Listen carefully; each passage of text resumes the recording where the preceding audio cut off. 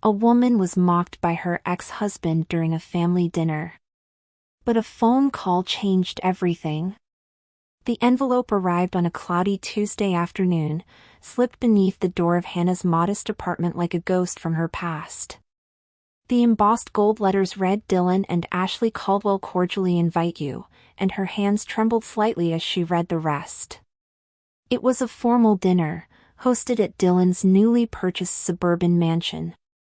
The irony made her stomach tighten. The man who once said her presence embarrassed him in front of clients was now inviting her back into his orbit. No explanation. No personal note. Just polished ink and instructions for attire, date, and location. She sat on the worn fabric of her couch, the invitation lying like a dare in her lap. It had been 6 years since the divorce. 6 years since she packed her things into the backseat of her dented car while he watched, arms crossed, saying nothing. She never looked back, not even once. Why would he invite her now? Was it pity? A trap? A cruel joke orchestrated by a man who had once made her feel so small that she forgot she ever had dreams of her own? The thought twisted her insides. She placed the invitation on the table and stared at it in silence, as if it might confess its true intentions if she waited long enough. Later that night, unable to sleep, Hannah climbed onto a chair in her hallway closet and pulled down the weathered cardboard box marked only with the word "before." Inside were remnants of a life she had locked away, photographs of her and Dylan in their early 20s, tickets to jazz shows they couldn't afford, napkins with messy ink sketches from nights at the diner. One picture showed them on their first anniversary, his arm draped loosely around her shoulders, her eyes filled with that naive sparkle that believed love could conquer anything. As she sifted through each memory, she was reminded of how gradual Dylan's coldness had been. At first, it was in the comments. "You wouldn't understand, you're not from my world." Later, it became the looks, the ones filled with disdain when she talked too loudly at corporate events, or mispronounced the name of one of his associates. Toward the end, it turned into long silences and door slams, until eventually, he was gone. His absence became the most consistent thing in her life. Yet tonight, those same hands that had boxed up that life now trembled, wondering whether to step back into the space where it all began, even if just for one evening.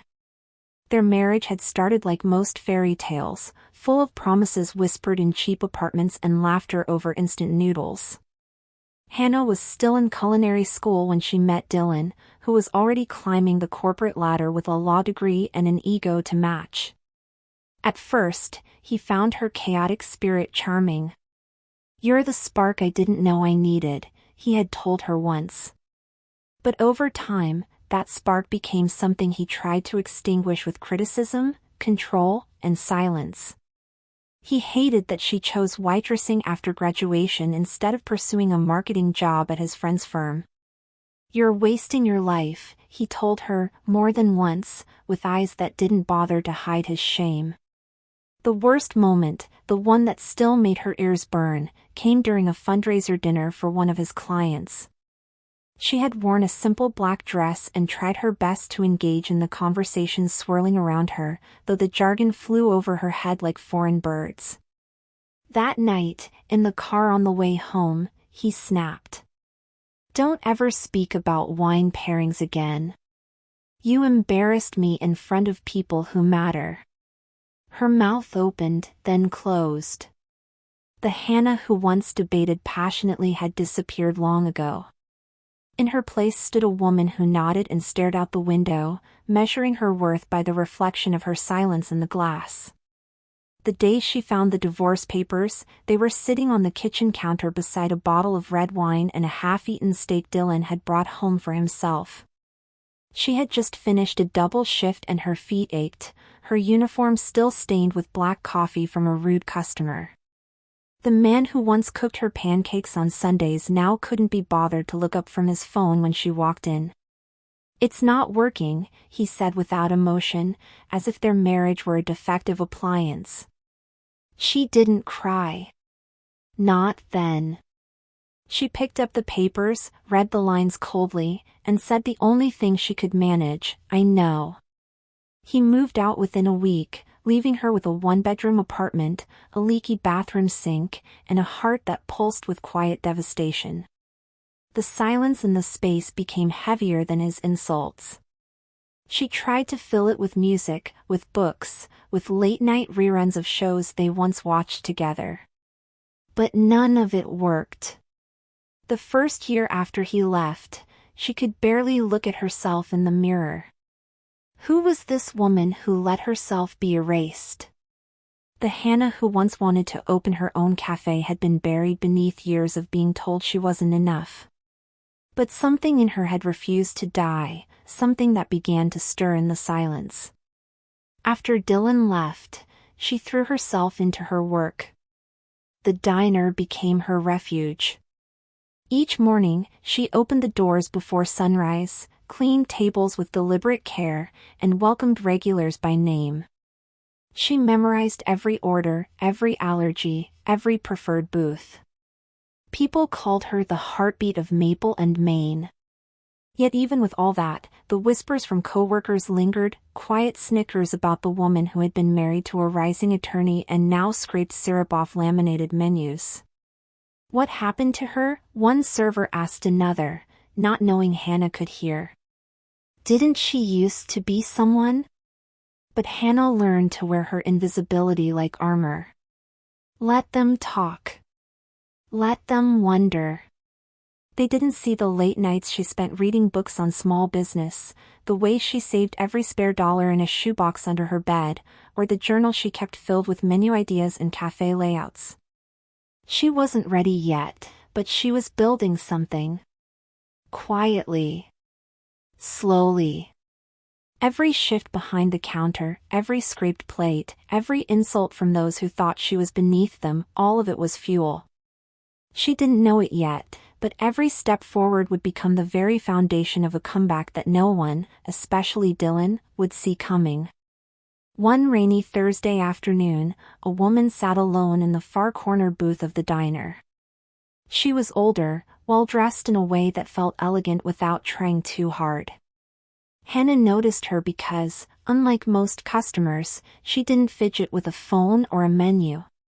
She just watched, calm, observant. When Hannah approached, the woman smiled gently and asked for tea and apple pie, then paused. "You carry yourself like someone who's lived through something heavy," she said softly. Hannah froze.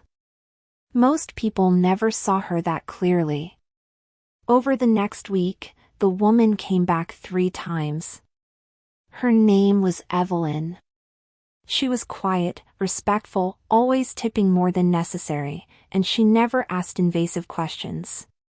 Instead, she complimented Hannah's professionalism, the way she handled chaos with grace, the way she remembered everyone's name.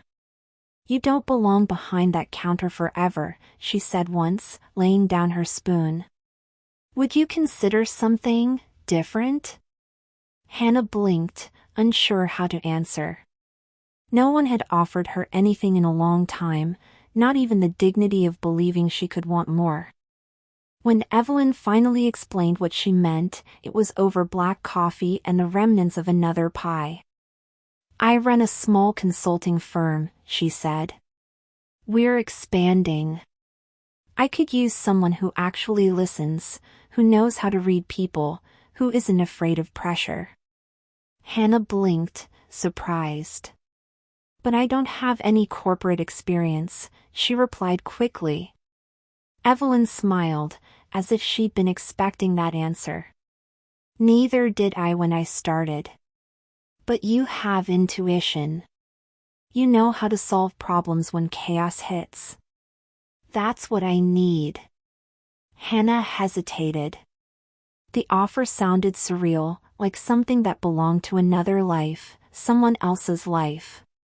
But Evelyn's tone was sincere, and more than that, Hannah saw no pity in her eyes. "Only belief. Start part-time. Come in twice a week. Learn by observing. That night, Hannah stared at her bedroom ceiling, sleep refusing to come. For the first time in years, she didn't feel stuck. She felt scared, but it was the good kind of scared. The kind that comes just before something new begins. Hannah's first days at the firm were quiet. She mostly handled schedules, answered phones, and observed meetings from the back of the room. Everything felt foreign, the jargon, the sleek offices, the way people casually mentioned things like mergers and quarterly reports. She felt like a ghost in someone else's dream. But she paid attention. Every coffee run became a chance to listen in on hallway chatter. Every spreadsheet she printed revealed more than numbers, it showed priorities, pressure points, power dynamics. Evelyn noticed. After a week, she handed Hannah a thick binder and said, "Read this. It's dry, but it's our company's core." Hannah read every page twice. She started staying after hours, learning the internal systems, memorizing client names and patterns. Slowly, her confidence grew. She wasn't just refilling water glasses anymore, she was learning how to navigate a different kind of table. And though her nameplate still read assistant, inside, something stronger was taking root. 3 months into the job, an unexpected email landed in Hannah's inbox. Evelyn had included her on a client pitch scheduled for Friday. "Need your help with the prep," it read. Hannah stared at the screen, heart pounding. She felt unqualified, unready, but something in her also whispered, maybe this is the moment. In the days that followed, she worked tirelessly. She learned the client's history, double-checked all data, practiced transitions in her head until she dreamed in bullet points. When the meeting finally arrived, Evelyn began the presentation, smooth as ever. Then halfway through, she turned to Hannah.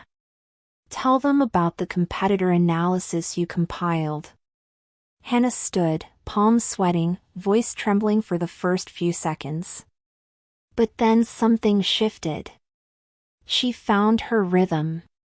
When she sat down, one of the clients smiled.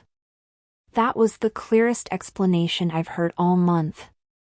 Hannah barely heard the rest of the meeting. Her mind clung to that one sentence, the first real validation in years. With success came visibility, and with visibility came whispers. Some employees started questioning how a former waitress had landed such a central role. "Evelyn's charity case," one woman muttered in the hallway. "She's not even qualified," said another. Hannah heard them all. She smiled politely and said nothing. But when the office emptied each evening, she stayed late, diving deeper into project reports, practicing presentations alone in the empty boardroom. She was determined to prove that she didn't just belong, she could lead. One afternoon, Evelyn stopped by her desk unexpectedly. "You know," she said calmly, "they used to whisper about me too.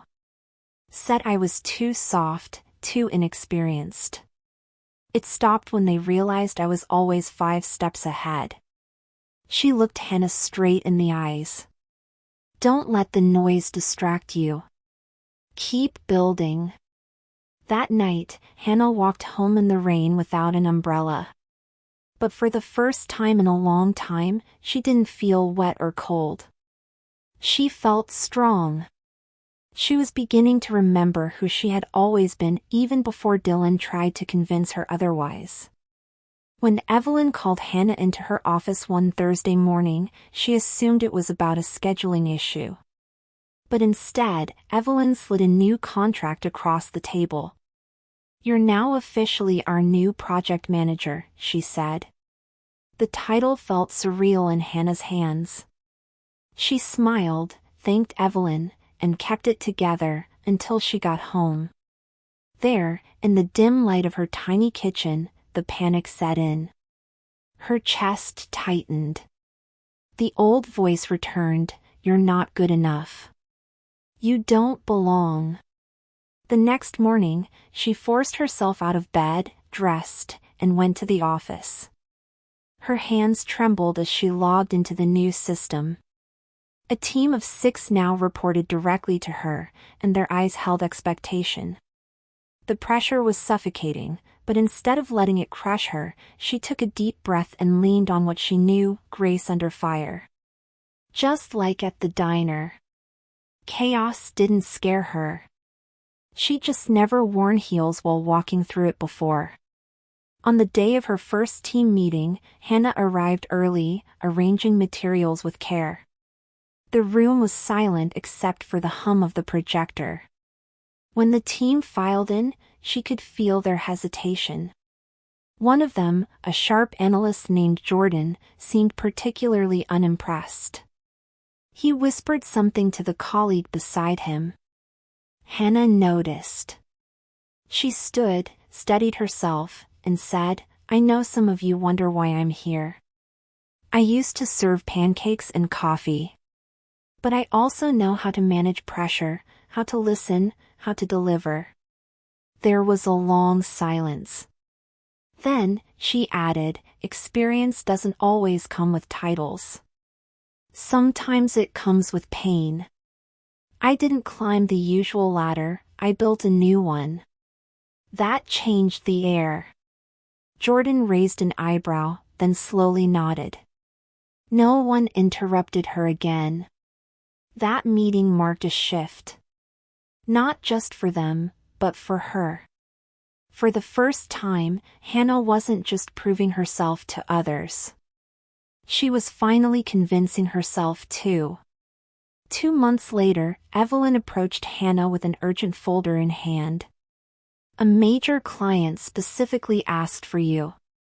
They want your insight on the Harmon-Tech proposal." Hannah blinked. Harmon-Tech was one of the firm's top-tier partners, responsible for nearly 20% of revenue. "Why me?" she asked quietly. Evelyn smiled. "Because last month, you caught a flaw in their rollout strategy no one else noticed. They trust you now." That night, Hannah worked through dinner, rereading every contract clause, every market analysis. She wasn't just trying to get it right, she wanted to anticipate every possible failure. When she presented to the Harmon-Tech board 2 days later, the room was tense. But she delivered her proposal with clarity and resolve. When she finished, the CEO leaned back in his chair and said, "Finally, someone who speaks our language without the fluff." Hannah walked out of that room taller than she had ever felt before. The following quarter, Hannah traveled with Evelyn to attend a regional business conference held at a luxury hotel. She was scheduled to lead a panel on strategic adaptation in mid-sized firms. As she entered the conference room, flipping through her notes, her breath caught. Sitting at the table, casually flipping a pen, was Dylan. Her ex-husband. His badge read Caldwell and Myers, legal counsel. Her heart skipped. He looked up, blinked, and visibly froze. He stood, trying to mask his surprise with a smirk. "Well, this is unexpected." Hannah held her gaze. "Is it?" she replied coolly. The next hour passed like slow thunder. She led the discussion with calm authority, all while feeling his eyes on her. She didn't stumble. She didn't flinch. And when the panel ended, several attendees approached to compliment her clarity. Dylan lingered nearby, unsure whether to approach. But she had already turned to Evelyn, collected her notes, and walked out. Later that evening, at the hotel bar, Hannah and Evelyn sat reviewing the day's events when a young associate from Harmon-Tech stopped by to offer compliments. Just as he left, Dylan appeared. "Can we talk?" he asked, clearly uneasy. Evelyn gave Hannah a glance, her expression unreadable, then stood and walked away. Dylan sat down, fumbling with his watch. "I didn't expect to see you here, like this." You've changed. Hannah smiled, but it didn't reach her eyes. No, Dylan. I haven't changed. I've just stopped hiding who I was always capable of becoming. He looked down, then back at her.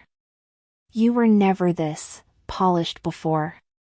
Her voice was steady. No, I was surviving. And when you left, I had to learn how to live. This version of me was born the day you walked away. He opened his mouth, but she'd already stood up. Have a good evening, she said. And with that, she walked away, again, only this time on her own terms. 2 weeks after the conference, a cream-colored envelope arrived at Hannah's office. Her assistant handed it over with a curious glance. The return address read the Caldwells. She opened it slowly. Another formal invitation, this time to a private family dinner hosted by Dylan and his new wife, Ashley. No note. Just a time, date, and address. The event was described as an evening of reconnection and celebration. Hannah stared at the card for a long time, unsure whether to laugh or be offended. Later that night, she replayed the scene at the hotel, Dylan's stiff attempt at conversation, his visible discomfort, and his inability to look her in the eye. The invitation made no sense. Why reach out now? What did he gain from pulling her back into his polished world? Evelyn, when told, raised an eyebrow. Go, she said simply. But don't go for him. Go for yourself. That was the push Hannah needed. She pulled her red dress from the back of the closet, the one she had never worn, and smiled to herself. If they wanted to see her, they would. While Hannah prepared quietly, across town in a pristine kitchen, Dylan and Ashley were finishing the guest list. You really invited her? Ashley asked, pouring wine. Dylan nodded. I want her to see how far we've come. She clung to me like dead weight. It's time she saw the difference. Ashley smirked, adjusting the diamond necklace at her throat. It'll be good for her. Maybe now she'll understand what success really looks like. They arranged every detail meticulously, designer plates, imported wine, background music selected by a professional DJ.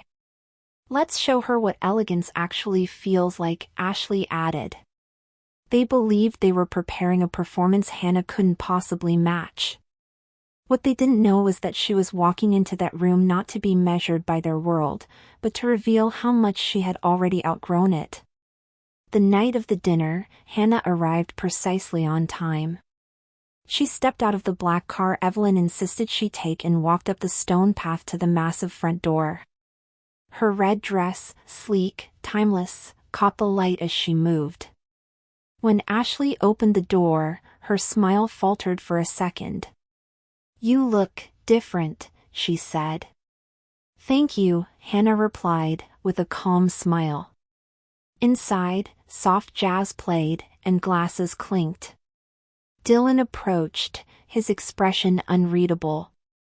As guests mingled, Hannah stood with quiet confidence, answering questions about her work without boasting. Dylan tried to undermine her with subtle jabs. You're still doing the assistant thing? But she remained composed. Actually, she replied, I'm the chief operating officer now. The words landed like stone in water, rippling through the small crowd.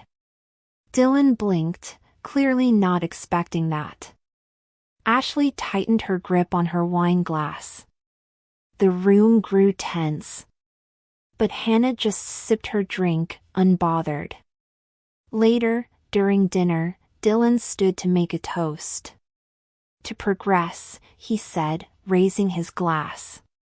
To the people we once knew, and the people they've become. His tone carried a false warmth, laced with mockery. He added, some of us took the long road. Others found shortcuts. A few guests chuckled politely. Hannah didn't flinch. She stared into her glass, letting the silence fill the space his ego demanded. Ashley leaned over and whispered, "Must feel surreal to sit at this table again, huh?" Hannah turned to her, calm and clear. "It feels peaceful.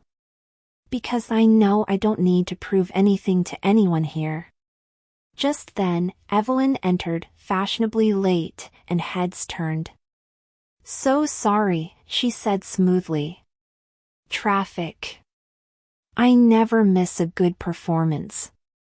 She locked eyes with Dylan. Or a better ending.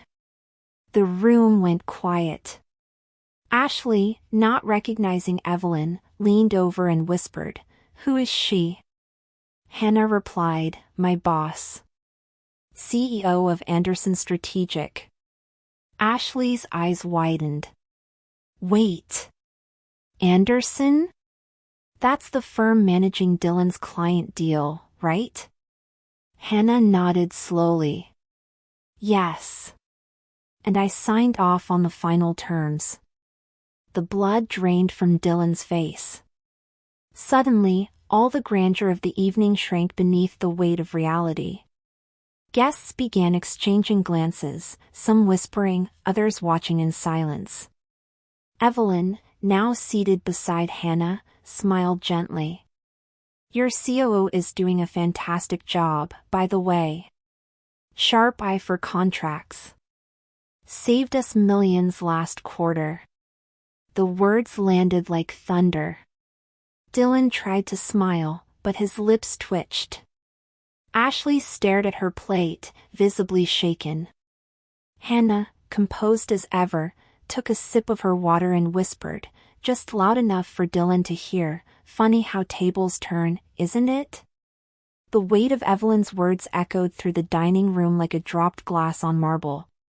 Dylan's fork slipped from his fingers and clattered against his plate. The silence that followed was thick, uncomfortable. Everyone at the table knew what had just happened. Not only had Dylan tried to humiliate Hannah, but he'd done it in front of the very person who held his professional future in her hands. Ashley, sensing the growing embarrassment, forced a smile. "Well, how lovely. What a small world." But her voice cracked, betraying her nerves. Dylan cleared his throat, but the charm he once wielded like a sword now sounded hollow. "It's good to see you doing well, Hannah." She met his gaze, unwavering. "You said once I'd never make it without you.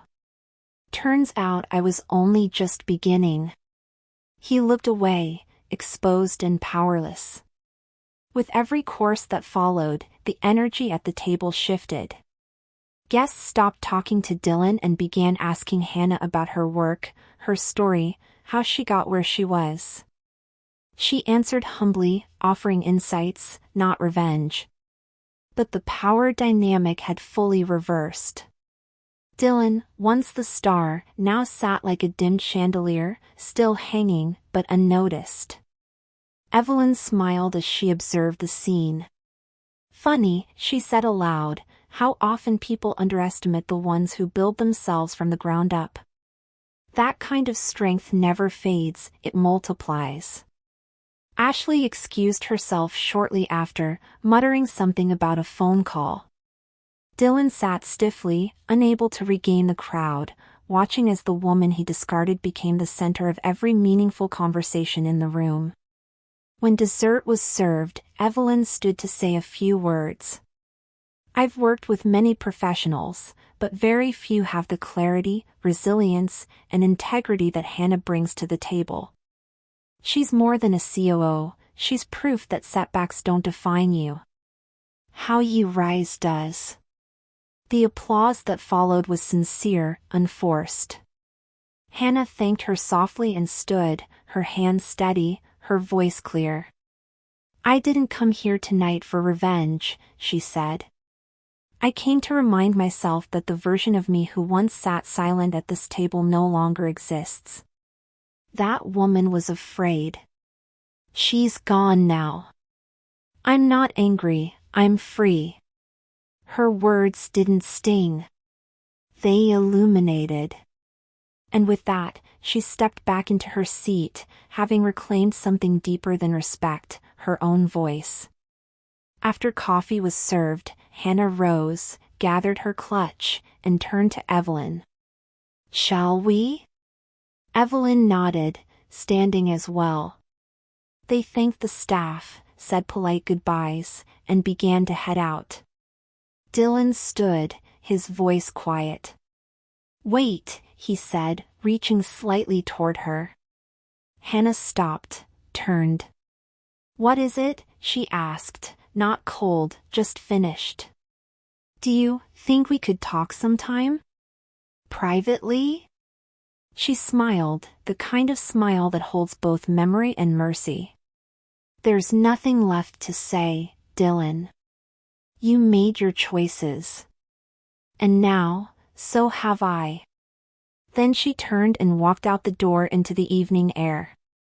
Each step away from that house felt like the closing of a heavy door, not with anger, but with clarity. She didn't need to burn the past. She had simply outgrown it. Back in their car, Evelyn looked over. "How do you feel?" Hannah exhaled, a long, calm breath. Lighter. That night, after a warm bath and a cup of tea, her phone lit up. Unknown number. She answered out of instinct. "Hello?" It was Ashley. Her voice was different, not sharp, not cruel. "I just wanted to say, you handled yourself with grace tonight. I don't know who I thought you were, but I was wrong." There was silence for a beat. Then Ashley continued, "He talks about you sometimes. I used to think he hated you. Now I wonder if he just couldn't face who he was around you." Hannah listened, but didn't respond. Some truths don't need answers, only time. "Thank you," Ashley added, "for showing me what dignity looks like." Hannah hung up, set the phone down, and stared at the ceiling with a faint smile. That night, she slept without dreams, because the waking world had finally changed. A few days later, Hannah returned to the diner where everything had once begun. The booths were the same, the smell of syrup still hung in the air. A young waitress approached her shyly, her eyes wide. "Are you Hannah?" Hannah nodded, surprised. The girl grinned. "You're in that business article, Anderson's Rising Star." She looked genuinely amazed. "I used to think I'd never get out of here either." Hannah smiled and handed her a tip folded inside a business card. "Keep believing. Every shift here is training for something bigger, you just don't see it yet." The girl stared at the card, then at her. "You think I could be like you?" Hannah paused. "No," she said gently. "You'll be better. You'll be you." She left a generous tip on the table and walked out, not with regret, but with reverence for the place that had once held her when no one else did. 1 week later, a letter arrived in a plain white envelope. No return address. Inside was a short, handwritten note in careful print. "You don't know me, but I'm Dylan's son. I'm 15. I saw what happened at that dinner. My dad's never looked that quiet before. I just wanted to say thank you, for not yelling, for staying calm. My mom said you used to love him. I don't know why he lost that. I hope someday I grow up to be the kind of person people listen to, like they listen to you." Hannah's fingers trembled as she reread the letter. It was the kind of message that didn't seek a reply, only understanding. She folded it carefully, placed it in a small wooden box on her bookshelf, and sat in silence. The weight of the boy's words settled in her chest, not heavy, but warm. She realized then that some legacies aren't built in boardrooms or contracts, but in the quiet moments when someone, somewhere, sees your worth and chooses to carry that forward. In the following months, Evelyn and Hannah launched a mentorship initiative for women who had been dismissed, underestimated, or pushed aside. They held their first workshop in a rented space above a bakery. 20 seats. All filled. Most women were waitresses, single mothers, immigrants, and recent divorcees. All carried stories behind tired eyes. Hannah stood in front of them and shared hers, not with drama, but with truth. She spoke of shame, of doubt, of the quiet fear of being invisible. Then she spoke of rediscovery, growth, and the strength of starting over. "You are not behind," she told them. "You are being refined." That line was quoted on dozens of social posts the next day. Over time, what started as one workshop became a quarterly event, then a national program. And in every session, Hannah reminded them, they were never small, they were just underestimated. Years passed, and one morning, while waiting in line at a corner coffee shop, Hannah heard a familiar voice behind her. "Dylan."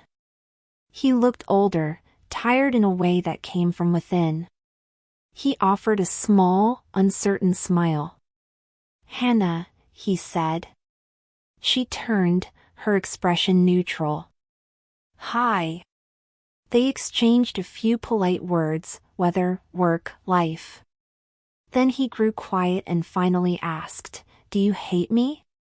She looked at him, not with resentment, but with clarity. "No," she said. "You were a chapter. But not the whole story." He nodded, quietly digesting her words. "You always had more strength than I gave you credit for." Hannah smiled faintly. "I didn't need your credit.